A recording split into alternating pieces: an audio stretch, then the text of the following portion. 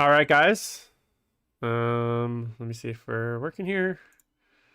All right, we are working, but of course I have not added your audio. So yeah. I know, but your audio's not added for some reason. So hold on. Oh God. One sec. Okay. There we go. All right. So Can you talk, Tom? now I can read the chat. I can. Okay. I think everyone gets can hear you. Let me know if you guys can't hear Tom. But he should be here. I think. And trust the chat. I'm just gonna listen to myself back and see if I can hear it. Of course, I hadn't added your audio source to OBS, so you're talking to yourself. All right, guys. Welcome to Politics and Plastic. This is actually the first episode we've done since July 8th, I believe, or June 17th was the last episode, and I know that because I went to edit the page and it was on June 17th. And our last episode was sexism and simping, which caused a lot of drama in a lot of different ways. Oh shit. Not again. So we have hobby specialist and recent best painting winner Tom Leighton from England, who is but also the captain of Team Wales, or co-captain, vice captain of Team Wales up for the WTC. Also a very I guess regular staple on the Honest Wargamer, big part of the Spice Center, and then some of the other shows that Rob does on the Honest Wargamer. It's actually I was saying this, Tom, because I record with the Exterminatus podcast. It's like a competitive podcast. I do that once a week. Yeah. And I was mentioning that's the continuation of the 11th company, right? That's got. I have no idea, man. Like they were like, "Hey, do you want to come do this podcast?" And I was like, "Sure." But what I was mentioning in our pre-show yesterday that I actually stopped listening to most 40K content, like outside of like Honest Work, like Spice Center, the adjacent show, which I was listening today, and I don't even know what they're talking about. It was about like crime. They're trying to put crime fighters in a 40K. It was just bizarre. And then sometimes I actually listen to some of the Age of Sigmar content. So I'm excited to see what you guys do with it now that Nick is gone. Yeah. So I mean, we've had some ideas. There's a couple of things I want to do with it specifically. I don't want to like talk about more now because obviously we might change our minds. But and also logistically, it's proving a little bit of an issue. So it's that kind of stuff. Yeah. Well, when the logistics are a problem, it's a bit weird. Yeah, like it's funny because I was like, man, how does Rob do it? Like I can barely get one person on, like one person for one show, like one guest. Because like I meant to do a few episodes of this like show the last 3-4 weeks, and my guests kept canceling or my schedule kept changing, and I'm like, man, I have no idea how Rob gets 4 of you guys basically consistently every week, because I have too much going on to like even barely do like a regular podcast. So I can imagine with 2 people it's hard. Well, I know for 2 people hard. I can imagine how much harder it is with 4 people. Well, what effectively I ended up with was we put out a call like 4 years ago, and that's how me and Nick got involved. And then now it's just a WhatsApp group, and Rob posts in it and says, "Who's free this Thursday?" Everyone who's free just turns up. So we've kind of got that, like, it's a regular weekly fix. Maybe I need to do that. Just create like a WhatsApp group from all the like various guest hosts. Yeah.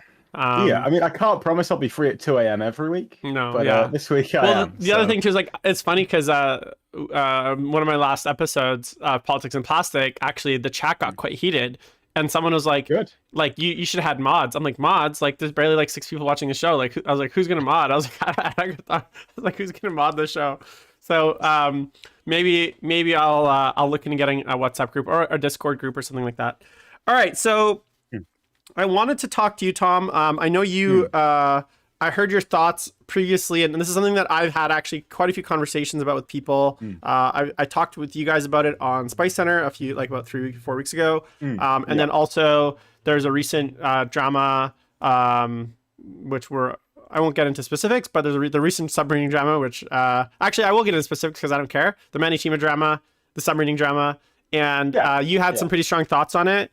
And so I thought it would be a good idea because for me, both the submarining drama and the gamesmanship, which we're going to get into, which is kind of a broad term that covers a lot of different things.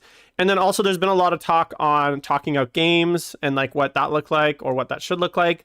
And also tying this all together as well, because I've been involved in a bit of back and forth with some of my audience on when it's okay to stop, like when it's like if you don't want to play a game, you shouldn't have to be forced to play a game. And so there was a lot of back and forth on whether or not it's being, if you don't want to play a game and you decide to quit or shake hands and say, you know what, you got the game, whether that's being a bad sport if your opponent wants to continue playing. So there's been lots of conversation on that. Now, all of it ties together for me because if you want to quit a game, then there needs to be a method to talk it out. Also, submarining is like a big kind of ties in with kind of game results, like manipulation of game results, which also ties into like things like talking out games. And also, obviously, they all kind of fall under the banner of gamesmanship, which is something that we talked about. And I guess I just wanted to first start by asking you, what is your, I guess, perspective on this kind of term gamesmanship, and kind of what does it mean to you in the context of kind of 40K specifically? Because I feel like it probably has a little bit of a different meaning and depending on the medium, I guess. But from your perspective, when I say the word gamesmanship, kind of what comes to mind for you? So just to clarify before we get into it, I think it's worth mentioning that I am friends with Manny, and I'm also friends with Mikey, who is the TO at this specific event. So anything I say, just take it with a pinch of salt, because I am mates with these guys, right? And I think that's important to stress, rather than me going into this and talking about it without disclosing that, because people are going to think I have some kind of hidden agenda if I do that. And I've never met Mikey, but I've met Manny a few times, and I mean, as far as I'm concerned, like we're like on good terms, and like I think he's a great guy, and I've had great interactions with him, so I have nothing bad to say about him at all. Yeah, Manny's a good lad. Mikey actually lives like 15 minutes north of me, so it's like he's a local lad as well, and I play him a lot. When I think of gamesmanship, and I've been playing competitively for about 9 years now. It was weird to say that when I thought about a Hellstorm. I think of using underhanded methods to gain an advantage in an individual game, to the detriment of your opponent. So things like that would be, let's ask you a question. Say, Jim, how far can this Tau Cold Star Battlesleep move, Commander? And you would say, oh, its movement is 8 inches. And then later on, you come and you do the advanced thing where it moves 44. So that is me specifically asking you a question about this, and you've obviously just getting the answer to gain an advantage when my intent was clearly that, right? That's a good example of what I think about gamesmanship. Right. With regards to this specific incident, with the submarining, I think my thoughts on it differ depending upon what reason you attended the event for. So me specifically, I attend every single singles event I attend to practice. I don't give a shit about ITC scoring personally. I don't value it. I don't really care too much about winning individual awards either competitively in that. I care about getting as good as I can, because I don't really value the opinions of others on my own ability too much, unless it's someone like my captain or a player I respect, right? Who's actually seen me play. So if I'm going with the idea that I want to practice against the best players I can, if I win a game and I play against someone who's maybe like, should be higher up the table when I've only won by a small amount, that's great by me, because I get some great practice. But not everybody comes to events like that. And it's similar to the discussion we had a couple of weeks ago when we were talking about Drukhari, where you were saying, well, if it's smashing at the middle tables, it's a problem. And I couldn't really empathize with that. You know what I mean? And not everybody comes to a tournament looking to practice. Right. And not everybody comes to a tournament expecting to win or trying to win the entire event with that as their goal, in which case they'd have to play these players anyway. And a lot of people come for fun and for a good record. And I want to return to that because it ties into a little bit about probably a conversation we're going to have later in the show, which is around whether it's okay to like leave a game early or quit a game. I think that there's a missing piece there, especially regarding like what your goal is of that event. And I think so I want to come back to that, but specifically to and I know you're kind of getting already into the kind of submarining drama a little bit, but yeah, sure. Just kind of going back to gamesmanship really quickly. You mentioned that you do it to the detriment of your opponent, and I would agree that generally things that we would call gamesmanship are to the detriment of the opponent. But I guess my question is, and this is something that I think there is a little bit of debate, which is in every competitive event, there are certain things you can do, sometimes in the game and sometimes out of the game, that will give you a competitive advantage. And the line where things kind of cross into, either, I guess, and I'd say that there's always a line between things that are kind of widely accepted within that realm of things, and then there's things that we would widely accept as, not appropriate. And then there's probably some things that are on the borderline that, maybe shouldn't be accepted or maybe should be accepted, but depending on who you talk to, they might have a different perspective on that. So would 100%. You agree though that, and this is kind of where I'm interested to understand your perspective, which is, would you agree that there is some level of gamesmanship that we would accept as part of a game? Yes. Some level of like that, like, I guess behavior that is designed to give you a competitive edge. It doesn't stray into the territory of lying or withholding information or something like that. But there is some element of psychological thing, or whatever you want to call it, some interaction that you have between your opponent that would be acceptable in a competitive setting between you and your opponent. And it goes in all the time. Like, have you seen Sean Leighton play? He's a master of this. I played a game at Blood and Glory a couple of years ago where I was playing my opponent, and he had a choice between charging some wind rights and charging some shining spears. And I wanted him to charge for shining spears because I thought that would be a worse choice for him. So what I said was, hey, just so you know, my shining spears have a 4+ invulnerable save from ranged. It's true. Yeah. I never told him what to do, but it poked his head. Yeah. And he went for the shining spears because he thought, oh, well, I can kill these in melee and then maybe kill the other ones in range. Right? Right. It's just mind games. But at the same time, that's not me, like giving him incorrect information. Right. That's just me playing the game, as far as I'm concerned. And maybe people have an issue with that. And that's totally actually something that I want to touch on specifically to your example, because I think we can all agree. Like, there are certain things that fall into this category that I think we can. They're fairly easy to categorize. Like something where if someone asks you, and just like that example. If someone asks you, how far does this unit move, and you say that it has a movement value of 18 and it actually can do all sorts of other stuff, that for me is, I asked how far can it move? Right. It's not the same. So that for me is like you taking that for me would be like that would be poor, like that would be kind of like things that I wouldn't find acceptable, because I would find that it kind of reminds me of that like whole scenario where it's like, there's like that old fable where like you ask the genie to be the tallest person in the world, so he makes everyone else shorter than you, or like you ask everyone else, like like you have to be like really careful with how you it's like any genie story, like you have to be really careful how you ask your wish, because the genie can interpret it like and twist it. And so for me, we don't want to be in a situation where like I have to write down like a 3-paragraph question that has all the clauses, and like you should know my intent, which is when I say, hey, how far can this move with all possible ways, this model, what's the most possible ways it could get in any way, right? Yeah. Now, have you been following the NashCon drama out of any interest? No, I don't know what happened at NashCon. So there was top table final round. There was a guy playing Seraphon against a Caradron Overlords player. This is the slan. The slan stuff. Yeah, he hides his slan behind this pyramid. And he says, I'm hiding it here because I'm blocking it from line of sight. And because it's blocked from a line of sight, I'm going to give you turn 1. Right. His opponent never agrees that it's blocked from line of sight, so he takes his like frigate or whatever it is and lobs it across the board and shoots it. He never agreed it was within line of sight. Yeah. His opponent just stated the assumption as though he was going to agree to it, as though stating it makes it correct. Now, in that case, I'm on the side of the KO player, because unless you specifically ask them and say, "Do you agree this is out of line of sight?" And I would agree. If you'd asked, he said no. Right. And there's no way you were ever going to hide that slam. And for me, like what you just described, that kind of like assumption, that happens a lot. Sometimes it's silent, right? Like I move something somewhere thinking that you can't see me.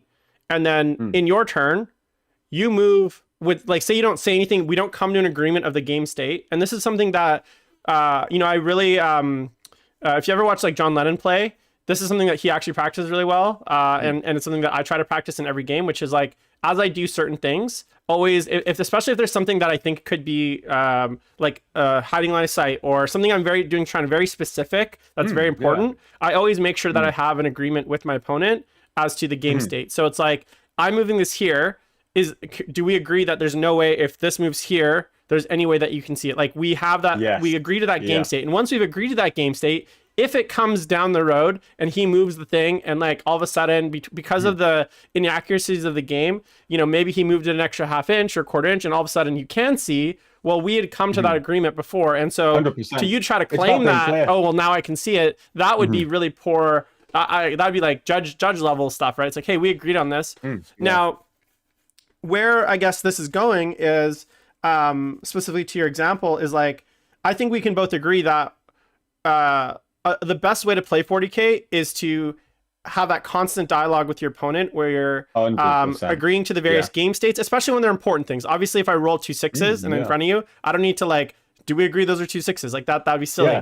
But if I'm moving something, this is why I always measure my charges and tell my opponent what the charge roll is needed before I roll it.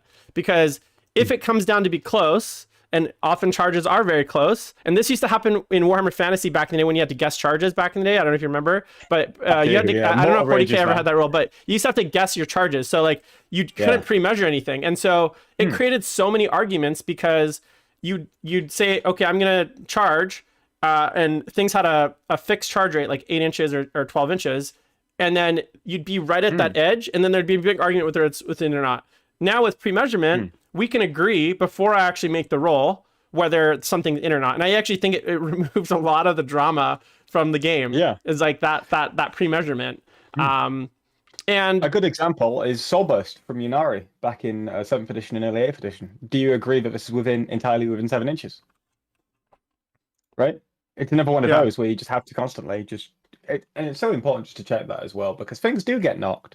I mean, as much as we like to say that things don't get knocked, and I try to be careful, we're still like, let's say you're on game 6 and you're leaning over a table for like the 18th hour of the weekend. You are tired and it is possible things get knocked, right? And that's why it's important, not just for clarity with your opponent, to make sure you're constantly playing the same game. Because even though we're playing competitively, one thing I always say when I rock up to the table with my opponents, apart from my WGC, and when I am playing against you, is I'm not playing this game against you, man. We're playing together. I'm playing with you. So even though I'm trying to beat you and I'm trying to win the game, that's not my primary purpose of being here. My primary purpose of being here is to practice with you and have fun with you. Right. And you know, and so I agree with you, and I think this will come up later when we talk about kind of conceding and stuff. But one thing that I did want to ask, and I think is important, is, you know, all the examples we gave are things that happen in the game. So it's like kind of, you know, underhanded tactics, maybe withholding information, whatever. What kind of like, you know, and then you mentioned like your example of the Shining Spears, right? Like, you know, kind of mind games. Now, some people would look at that and say that that's like really bad, like etiquette. Like you shouldn't fuck with your opponent like that. But everyone does it, man. Well, that's what you push units out there for, to trade. But that's the thing, though, right? Like, so here's where I'm going with this, though. Like, I would agree with you that those kinds of comments are part of the game. Like, if there's like an opponent and he's at a decision point, which I think is an important decision point, I might offer him a piece of information if I think that piece of information will push him towards one direction or the other. And I think that isn't necessarily something that is like, I don't think that's like a bad thing. I actually think that's part of the game, which is that dialogue. Now, my point is that some people literally said that by doing something like that, you're like an awful person because you're essentially manipulating their thought process. And this goes to the broader point, which is like, beyond just information about game state, there's a lot of things you could say to your opponent during the course of the game that can get in their head, kind of throw them on tilt, can knock them kind of, you know, get them flustered, could potentially just start to kind of get under their skin a little bit. And I think a lot of people, like, maybe don't do it consciously sometimes, but I know when I play a game, especially if it's like a mate of mine, we're always kind of rubbing each other back and forth. We're, we're kind of like, like he'll like move something. I'm like, dude, you're going to fail all your charges. I'm going to roll double sixes here. Like I kind of, there's this kind of like joking back and forth kind of like, it's almost like I'm hyping up myself for success and kind of telling him how everything he's going to do is going to fail. Like we'll have this kind of thing. I'm like, watch me make six plus saves right here. Like it's happening. Or like, watch me roll this like 11-inch charge, or there's no way you're going to like, like, or here you go. Like you're going to roll an 8, like stuff like that. Or here comes the 1, right? Like, like there's the comments you make in a game that's, it's in jest, but it is also a little bit like aggravating, right? Yeah. 100%. Do you think those kinds of, and for me, those kinds of things are like, I wouldn't say they're harmless, because I think for certain people, psychologically, those things could potentially, especially if it's like someone that you don't know, like maybe you're at a tournament, right? And you're playing someone new and you're kind of making those kinds of comments, that could potentially get under someone's skin enough that it throws them off their game. Oh, what do you think of that kind of stuff? Like, do you think that that's appropriate in those settings? If I don't try and banter with people if I don't like know it's not like necessarily the same thing as me. It's like saying, like, joking about what's going to happen, right? Sometimes it's just me like saying, just giving a certain piece of information at a certain time, right? And now back to the original point very quickly. I could, care about what random people on the internet think I'm a bad person for that, or I could just ignore it because I genuinely don't care. Right. So what random people on the internet think about what I do isn't my concern. I mean, I sleep very well at night knowing that I've got 3 sportsmanship awards right behind me, and that when I play the game, I do it fairly, and I do it with my opponent, and then we have a chat about afterwards. That I'm not telling them to do anything. I'm just giving them a piece of information, and that's part of the game. Now, another example I've got a mate called Scott. Now, Scott also played your list back when it was like peak, the Plague Bearer list with that, and he had 2 units of Plague Runs and what have you. And Scott has this really weird ability. So he's at the table, and his opponent's at one of those critical like crossroad points where they could make 1 or 2 decisions. And Scott just stands there. He doesn't say anything. And every time his opponent makes the wrong decision. Every time. It's insane. And is Scott a bad person for not presenting them with information that would nudge them towards a certain decision? No. Is that gamesmanship? Is he supposed to prevent his opponent from making the wrong decision? Not really. And I appreciate that's not a similar example, because what I'm doing is I'm presenting information to generate something rather than pushing them towards the good decision, right? But at the same time, you are playing competitively with your opponent. I just came off the back of a weekend where I played a spreadsheet hammer Eldar army. And what I mean by that is it's guns, and either it kills you or it doesn't. And that's why I have a fundamental issue with the Tau faction. It's why I have a fundamental issue with the AdMech book as it stands. Because it's basically that. It's entirely about, are your numbers high enough, yes or no? And if it's yes, then your opponent doesn't get to play the game. And if it's no, then you don't get to play the game. It's the definition of an anti-fun experience. You're playing a human being. And human beings make decisions, and they make decisions based off what they're thinking about at the time. When you're playing competitively, it's not like you're taking a bunch of lists and bashing them together. You're taking a bunch of people. Yeah.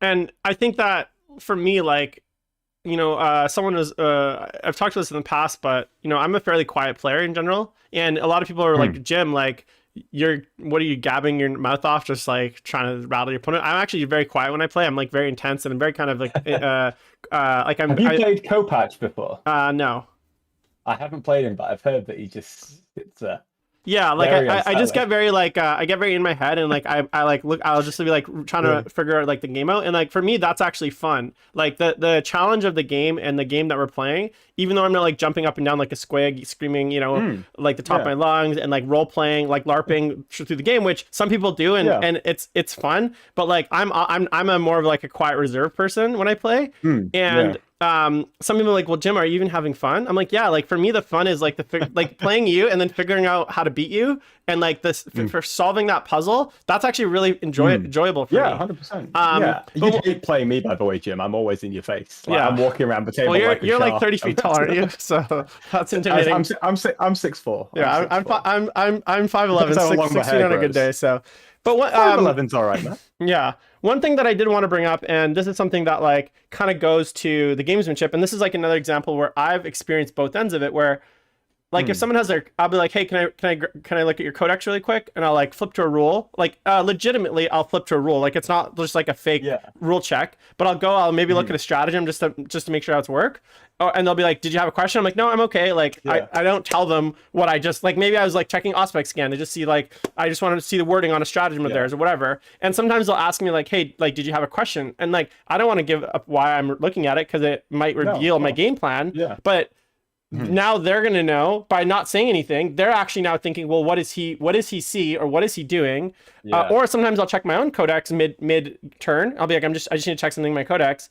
And all of a sudden, just that act of doing that, all of a sudden it's like, okay, there's something I'm not seeing. What is like, you know, like, is there something I'm not seeing? And that could affect their gameplay. And for me, that's not like gamesmanship. I guess that's for me, that's part of the game. Now, if you're like faking it, you're like just like constantly like opening their book and being like, oh, I just checked like that. I'd be like, okay, that's a little much. But I guess my point, and with all of these kinds of like, I guess behaviors is, I think we can agree that there is some set of behaviors that we would find generally unacceptable, and some set of behaviors that we think are, again, I'm not saying everyone will find them acceptable, but I think are acceptable personally, and this is just my personal opinion. And every person is going to have their own comfort level with that spectrum, right? Like not everyone is going to be comfortable with that, even talking to their opponent when they're making a decision, because they don't want to give them like, you know, like bad information.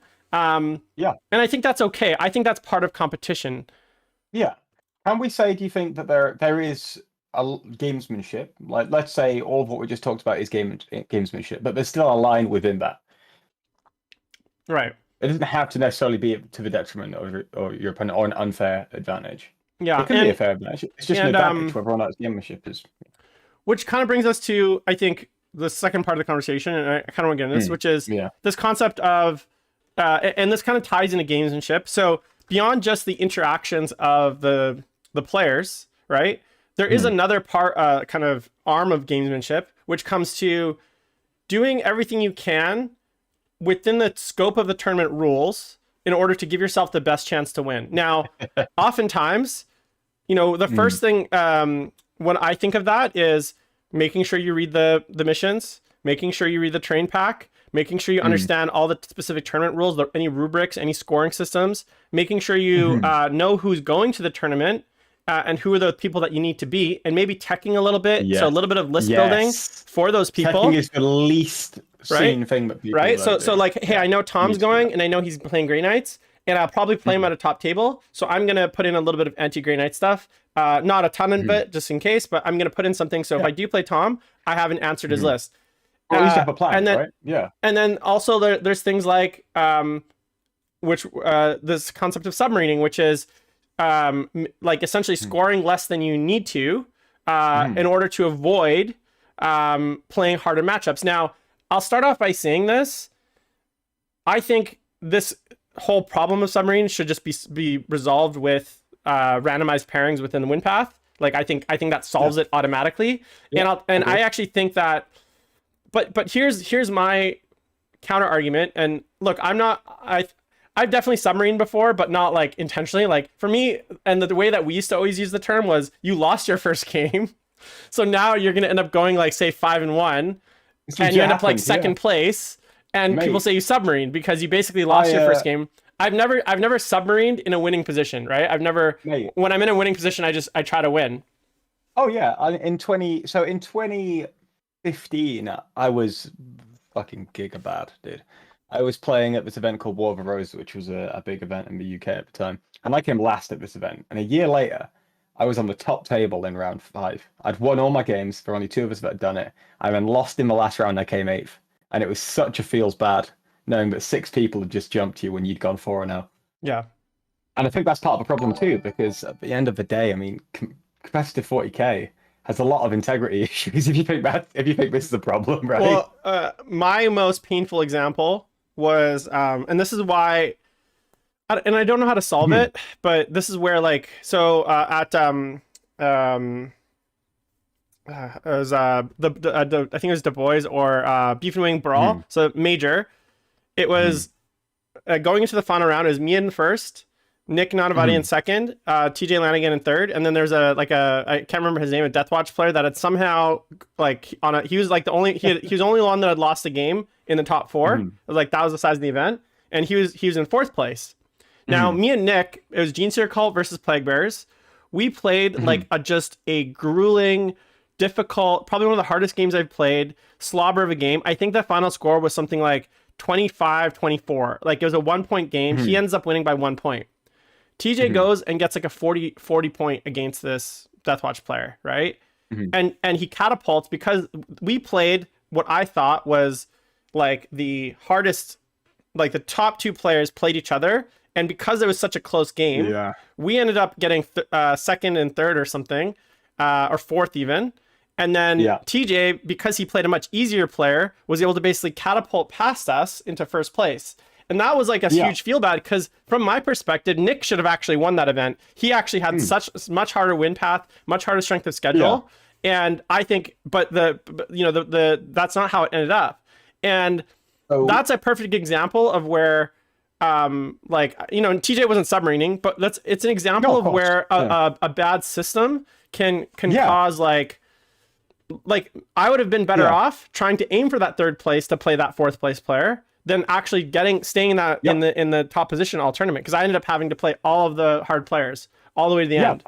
So I have a solution to this, and I keep bringing it up, and people keep telling me it's shit, but no one tells me why it's shit. So I'll keep bringing it up until I understand why it's shit. You talked about randomized pairings, and that's good because what it does is it solves the issue you're talking about. And the issue we're specifically talking about is lowballing your score to play an easier player in the next round, intentionally, right? So the incentive, therefore, in each of your individual games is to win by as small a margin as possible to play an easier opponent. What you do by doing randomized pairings is you take the incentive away completely, and then the only incentive is to score as highly as possible, so that if you end up in a tiebreaker, you end up higher than most people. But let's say you're playing like one of the Hellstorm events, where there is a clear winner at the end of 6 rounds. You don't care about how many VPs you have. The only reason why you care about VPs is that if you lost a game and therefore you need to tiebreak for like 2nd or 3rd place. What I want to do, or what I've been pushing for, well, everyone's been telling me shit, but not telling me why, is I want to incentivize scoring highly for the exact same reason that low scoring was incentivized. So let's say you've got a 64-player event. After round 1, you theoretically have 32 winners. It won't always work out that way, but theoretically you do. What if 1st place played 32nd? Right. What if 2nd place played 31st? Right. And therefore, you incentivize scoring highly by saying you're going to play someone who scored lower in the previous round, who theoretically didn't want to do that, right? Yeah.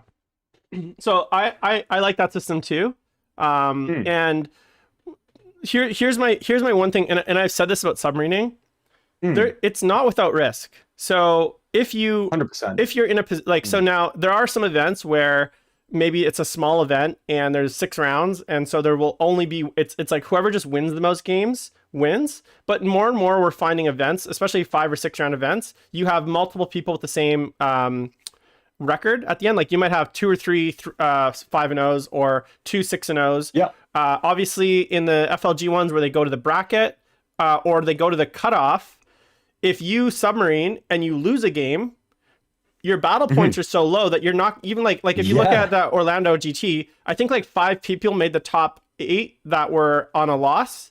And so if that had been someone, if those guys had submarine and then lost that game, they're now going to be way in the bottom and they're not going to make that cutoff. And then on the other side is, say you're planning that strategy, but because of just the way matchups work, even though like the player might not be as good, you run into a really strong list that's like counters your list.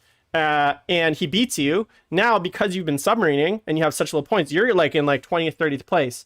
So for me, there's a risk with submarining as well, the attempt of it, and it doesn't always pay off. And you got to be really like, and from like in my head, I'm like, well, if players want to take that risk, then that's up to them to make. And sometimes it pays off, and they'll end up maybe it's rewarded, but sometimes it blows up in their face and they end up in 18th place. So for me, as much as I want to say that it's I guess my point is it's not a foolproof no downside strategy. There is downsides to it, and I think people don't ever talk about, well, what happens if I lose a game while I'm submarining? Well, then you literally just end up like at the bottom of your bracket. And to your point about the kind of opposites, like the 1 in 32, they do that in sports. So in almost all sports, the whole point of playing a regular season to get first place in a regular season is so that you're going to the playoffs. You got to play the worst team. Like that's the goal. That's the reward you get for being number one in the league or in the division is when you go into the playoffs, you got to play the worst team in the playoffs for the first round. And then in the second round, the next worst team. So you get the easiest win path essentially until you get to the final. And usually you're playing like someone that's, pretty tough. So I actually don't think that's the worst idea. Personally, I don't mind that either. I think you'll probably end up with some blowouts in the second and third rounds as well. But again, like I don't think that's the big deal. Like at the end of the day, like it's a lesser evil for me. And with what Manny did specifically, like there's like submarining, and then there's like what Manny did, which is like extreme submarining. I mean, it's glorious. Let's be honest. It's like, and here's the thing I'll say. Look, at the end of the day, I actually think. I understand Mikey's position. He's the TO. He makes his call. 100%. I actually think it was the wrong call. I don't think he should have punished him. Especially at the end of the day, like if there's a warning and he continued the behavior, ultimately, like that's like I not that I would do that behavior, but I personally didn't think that he should have been given a 0 and then basically like for that, I guess, unless he was already talked to. You. I think the ideal situation would have been for him to be pumped up points after the rounds where he did it. But of course, it took a while to get to that conclusion. Now, first things first before we get into this, I have seen a lot of accusations that what Manny did was cheating. It objectively was not cheating. I agree. And it's fucking bullshit that anyone even tries to argue that. If you want to criticize him, you can definitely do that. But the moment you start lying about him to get your critique across, the moment that you lose all credibility. Yeah. So fuck that right off immediately. The question is then whether or not it was appropriate. Now, Manny's coming in with the assumption that it's a full competitive tournament and everyone's coming in under the same guise, which is why I talked a little bit earlier about why I go to tournaments and what I do. Manny goes to compete. And therefore, Manny uses the rules to his full advantage to compete as hard as he can over the meta state of the entire event, right? And Manny's not like just in the individual game. I'd say like Manny is like probably like he is the guy that not only will play the tournament to the maximal rules, but he is like I've never seen someone chase the meta as quickly as he does. Like literally, like Admit comes out, he's got 100 Skitari. Orcs come out, he's got fucking 19 planes. Like it's like. LVO comes out, he's got the 30 fucking whirlwinds. Like it's like the guy literally will go to any length to play the best, most competitive, most meta list. Like he is not. I need to provide context on this because it's not quite. So he owns a store, first off, which I know, and secondly, he has a guy who works at the store who paints insanely quickly. So he's got this guy called David. He's in the back class of our battle reports if you want to watch, although don't ever listen to his choice of secondaries. They make me fucking like curl shit out my eyeballs every time I see him. It's fucking terrible. But he's a really nice guy, but he's also an insanely quick painter. That 18 orc buggy list that Manny ran a couple of weeks ago, David painted that up in 2 days. Yeah. So he literally just has this guy on payroll who just painted his armies. No, and I know that he doesn't paint his. To do it. I know that he doesn't paint his armies, and actually, so it kind of brings us to something that I think is really important that we need to talk about, which is Asante says not cheating, just garbage sportsmanship. Now, yeah, and I also saw that he had said something about the talking things out as well. Yeah, and here's like so there's this concept of spirit of the game or like spirit of the game, and I fucking hate it, not because I don't live by like a high standard of quote unquote spirit of the game, but I hate it when it's used as a I guess some sort of like it's like people use it as if it's a universal concept that everyone agrees with and that everyone views similarly. So in your example, from Manny's perspective, we talk about like the ethics of what he did was perfectly fine. spirit of the game is subjective, right? It's not an objective set of behaviors. It's about what your expectations are for the game. And I think we can all agree that there are certain behaviors that are like, I think we'd all agree that like literally like using loaded dice against spirit of the game, right? Oh no, I mean that's just cheating. Right. Exactly. But I guess my point is like I guess my point is like this concept of spirit of the game, it's so nebulous. And it differs not just between players, but between regions, between like continents, like local clubs. Like people play differently in different areas of the world, and they like one of the things. You know, a really good example when I started playing Warhammer. It was a long time ago, but the club when I moved back to Vancouver, the club that I played at, there's a guy there, Peter Davis. If you're listening, this is you, and he used to, no matter how new you were, he would absolutely crush you. Like his goal was to beat you as bad as he possibly could. He'd consider it be disrespectful if he didn't. Because because he wanted to he didn't want to ever make you feel like he was not giving you his best. And people that played him sometimes would quit literally the game because they were like, this is like and he wasn't like mean. He's a super nice guy. Like we'll drink beers with him any day of the week. But the thing is like he would beat you so thoroughly and so badly that you would literally like feel like this game is totally pointless. But the thing is, from his perspective, he was doing something that he felt was actually good for you. Like he's like, look, you're not gonna get good if I baby you, if I pamper you. So I'm gonna play the hard game. I'm gonna twist the nipple. Is that your goal? Right. And some people don't like that. They want you to take it easy on them or give them like an easy game. And I'm like, honestly, like, whether you do or not, I don't think anyone could look at what Peter's behavior is and say he's against the spirit of the game, or someone that, I would just as easily say someone that is coddling their opponent and not actually playing the game properly and giving them a lot of takebacks and giving them a lot of gimmies. That's not in the spirit of the game because that's actually not. It depends on who they are. It depends. I think the idea that someone can be for or against the spirit of the game is a little bit silly. Either something's cheating or it isn't, but then the spirit of the game is basically defined by what kind of game you're expecting. I don't go down to my local club anymore, just down in Woodhouse. I went to a tournament there like a couple of weeks ago, but I took a stomper because I thought it'd be funny. And the reason why I don't do that is because I want to practice, as we've already established. And if I take my WTC practice list to my local club, I won't get any good practice, and my opponent won't have a fun game. And I probably won't have a fun game because I don't really... Oh yeah, I fucking smashed that 14-year-old with my nails list. I'm fucking... You know what I mean? It's not valuable to me, and it's not... It's just not a good experience anyone's going to have. The spirit of the game doesn't match. I mean, if I were to play Manny in a tournament and he was using the rules to the full extent that he could to try and win that event, because, I mean, it's what he does, right? It's what he values at a tournament. That's compatible because I get my practice, he gets, to play someone from how he generated his pairing. But the problem is when you run into someone at a tournament who isn't like that. Like a lot of people just go to tournaments to try and go 3-2, 4-1. And when you're at the bottom of a bracket, let's say you're 31st out of the 64 players, and you're playing against number 32, and he's just there with his World Eaters army trying to go 3-2, and he sees Manny Chima come up on the thing, and he immediately thinks, oh, fuck, I'm going to lose this game, because he defines whether or not he has fun by whether or not he wins or loses. I think you've immediately got a problem. And which is why I can empathize with Mikey a lot as well, because I empathize with Manny, because he's playing as to how he sees fit. But equally, Mikey is trying to protect the integrity of his event and protect the enjoyment of everybody who's coming.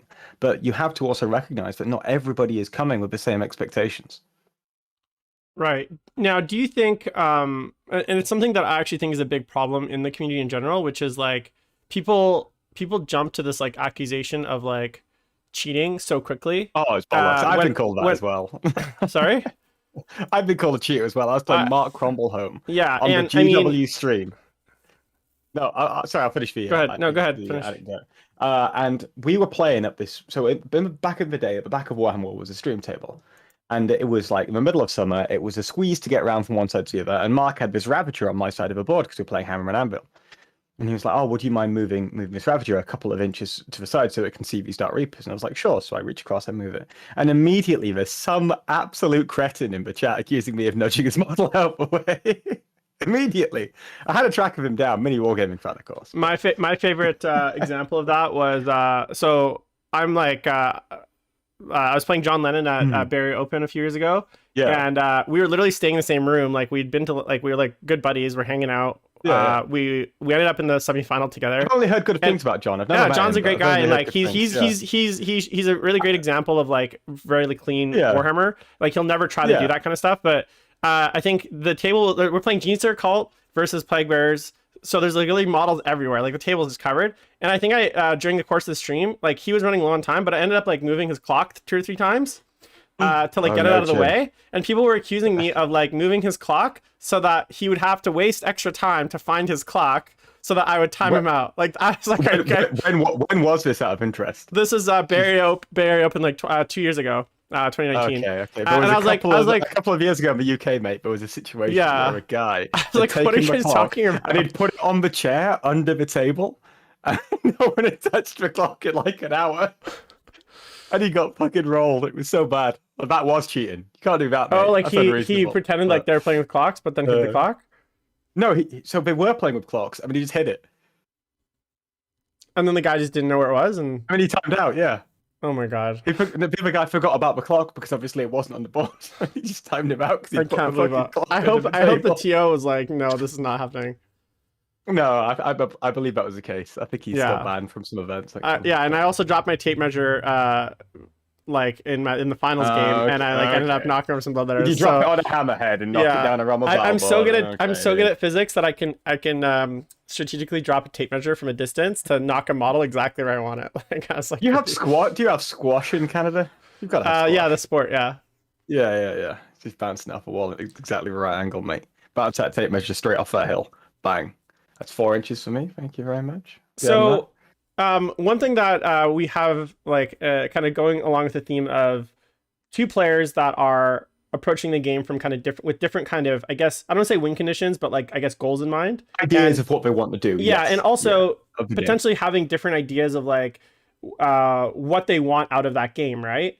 And so one of the conversations that we've been having, and this kind of ties in with it all, was this idea that like, you know, and I'm very adamant on this, and I'm curious to hear your thoughts, which is if at any point in the game, say you're losing the game, or even if you're winning the game, but you decide because maybe your opponent, you know, you're just really not enjoying playing this person.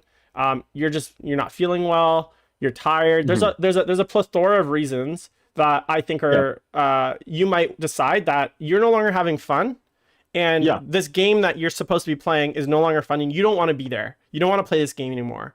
And I've made the argument that at that point, if you want to concede to your opponent, it's perfectly fine.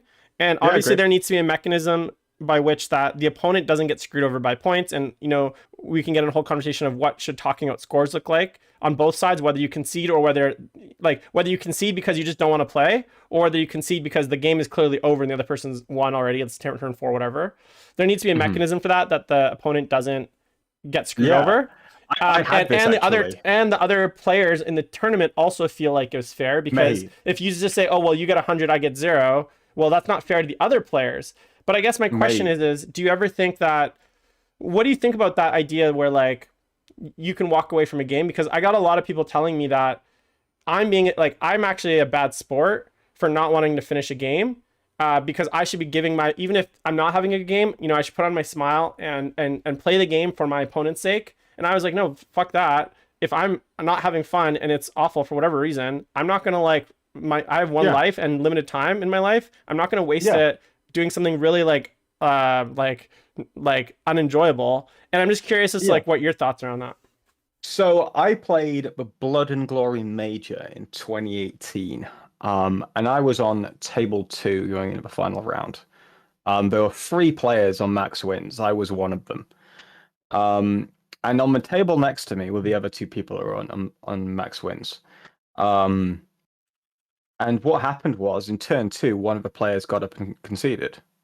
And it wasn't because he was losing the game. It was he had like a full Eldar Plains list back when it was like the thing. Or maybe just before, because it was still Yannari was a thing at the time. And he was playing against some Chaos soup list. And he conceded turn 2 and gave his opponent max points. I'm playing for the tournament, man. What the fuck? Like, that made my life so hard. Now, in the end, didn't matter. Won my game, trophies up there, very happy with it. But I can empathize more than most because I've been in that position where someone's conceded and it's had a massive impact upon the entire result of the entire tournament. Mm-hmm. Okay. I would still say that it's perfectly fine to concede, especially like that guy wasn't feeling well. But I'm not going to force him to play. Holy shit, man. That's fucking inhumane. What are you doing? But at the same time, I can empathize with the idea that when you're playing with someone, you want to be as nice to them as you can. Like if they ask you for something and you've got reason to say no, you normally say yes, right? It's just how people are. But if it's something that matters for the result of the entire tournament, I don't think you should be able to do it, just agree it amongst yourselves or talk it out necessarily. I think there should be a ref present for how you do that. 100% agree. In any case where the game ends early, I think a judge should be there to essentially like, oversee the final scoring of the game and determine the proper fair way to score. 100%. Now, the problem with that often is refs often don't know what they're doing. Right. So sometimes you have refs that are just the local guy who, maybe you're running a GT, a local game store. And so you've just got the local competitive player to come and do it. And then that local player is asked to adjudicate fucking Richard versus John on the final round. This guy's not going to know. You know what I mean? They don't know the intricacies of whatever matchup they're playing, especially if they've just been playing in-house matchups constantly, right? So at the same time, I think we can have a bigger conversation about refereeing in 40K. I don't know if I'm the right person to do that. I have refed big events. I have been asked to ref big events that I've turned down. Neil's probably a better person to do that with. But in principle, I think that's the way you would do it. And I don't think that's a conversation we should have now, because otherwise I'll be here until 7 a.m. No, I agree. And I agree with you on all those points. I guess, where I push back on this is this idea that you owe, like, look, you don't owe your opponent anything. Now, you want to try to give them a good game and give them like a fun time. Like that's something that I think is part of the like social contract. Like when we show up at a table, I think we would all agree that we're there for fun. Like, I mean, 100%. There's a very small group of people, like literally like less than half a dozen that do 40K full time as a job. Oh, okay. But almost all the rest. But even then, mate. But even then, why do we do it as a job? Right. Why do we do it as a job? But my point is, like, for the rest of us, we're not there. We're not there for any other reason for fun. Like, and maybe some other reasons. But my point is like, I always want to give my opponent a great game, and I want to give them a memorable game. But I never want to be in a position where, look, if I don't want to be there, I'm not going to give you that. No, of course. And the other thing is like, I could be like, okay, just tell me when it's my turn, and then as soon as it's my turn, I don't do anything, and it goes back to your turn, and I fail all my saves and I fail all my morale tests. So just play as if that's the case. I'm gonna walk away at this point. Like, if you want me to play the game, that's essentially the like, here's the if then statement of like how to play all the rest of my army, and I'm gonna walk away. Like, there's no way you can force someone to play. And I push back on these people that say, Jim, you're being a poor sport by quitting early. Look, if the game is already in the bag, clearly decided, and there's no like learning that's gonna be left. There's no like difference in the final result that's gonna be left. Yeah. What am I doing? Like, it's about expectations though, again, though, isn't it? Because maybe that guy that you're playing just wants to charge some shitty guardsman at a succubus for banter. But no, I know. But at the same time, you don't like to be playing someone like that, right? It's like early doors. But so it's about expectations again, isn't it? Yeah. And I think that's what we need to understand. And I think kind of tying everything together, which is, look, not just, and we brought it up, each player, each person individually has their own individual expectations and style that they play and kind of values, I guess, when they approach the game.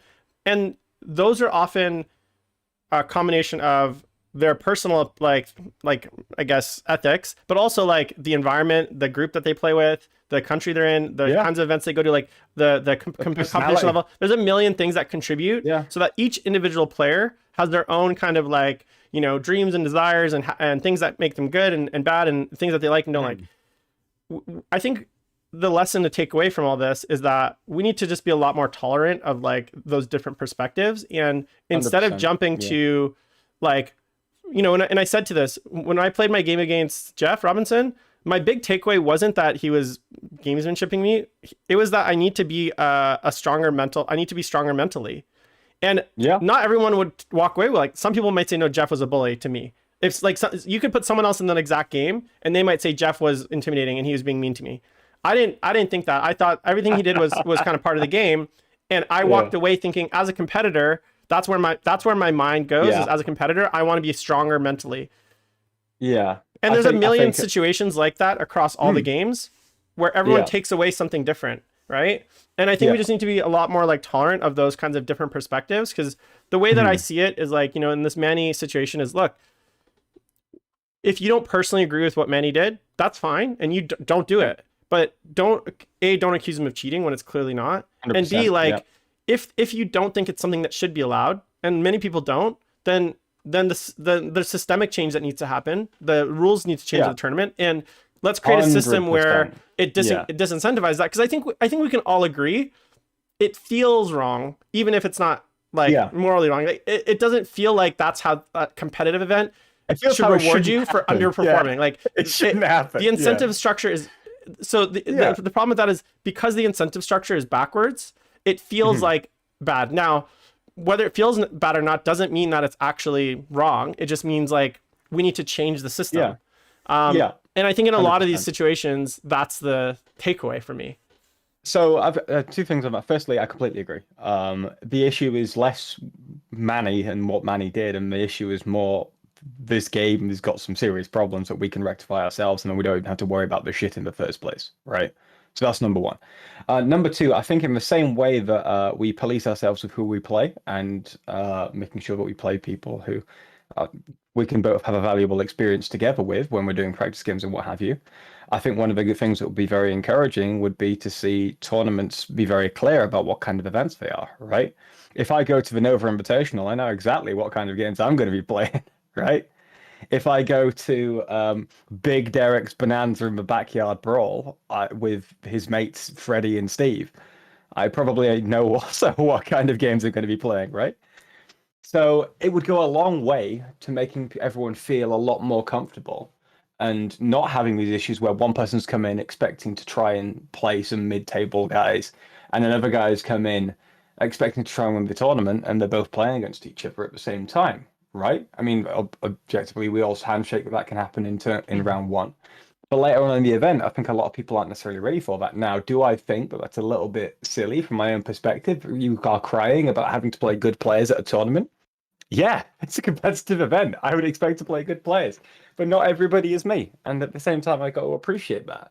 Yeah. So if you come to an event, you need to understand what you're getting in for with that kind of event. We do have hyper competitive events, like in the States, for example, and in Canada, I'm sure you have events that are considered like harder to win than others. Like in the UK, we had an event called Caledonian Uprising for about 10 years. This event was 100 players, but you could be damn sure that every single WTC experienced player in the country was going to attend this bastard. Yeah, Battle for Salvation in New York is like that. It's like literally like just a murderer's row of all the best players. It's like renowned for how difficult, like man. It's like renowned for how like getting a 20th there is like getting like the 20th place players are like GT and major winners in their own areas. Yeah. Like it's just incredibly difficult. Oh man, that tangent straight well into the ITC and the conversation I always love to have about that one, but maybe we'll do that one another time. So. Yeah, and I've talked on the show about like hold the rating system, and maybe a topic for a future show is whether we need to have different divisions, like, you know, just like you have in sports where you have the Pro League, you have your AAA, AA, you have your like juniors. I think that's doubling down on the problem, actually. You know what I mean? So good conversation. We might disagree on that one. Yeah. All right, Tom. I know it's 3 a.m. You're in Nottingham, right? I'm in a place called Sheffield, which is about an hour's north of Nottingham. So I'm going to let you go. I do appreciate the conversation. I'm going to play some League of Legends, mate. I'm still up. Man, I can't. I'm too old for those kinds of games. Everyone else, thanks for tuning in. Like always, if you guys are enjoying the content, please make sure to like and subscribe to us on Twitch and YouTube. The podcast show will be available on podcast form. Just search the Best Overall Show on your normal podcast apps. If you want to throw me your Bezos bucks, feel free to do that as well. Tom, it's been a pleasure, and hopefully we'll get to chat soon. I love it. Thank you. All right, man. 100%, man. Good to see you. Guys. See you later. Bye. See ya.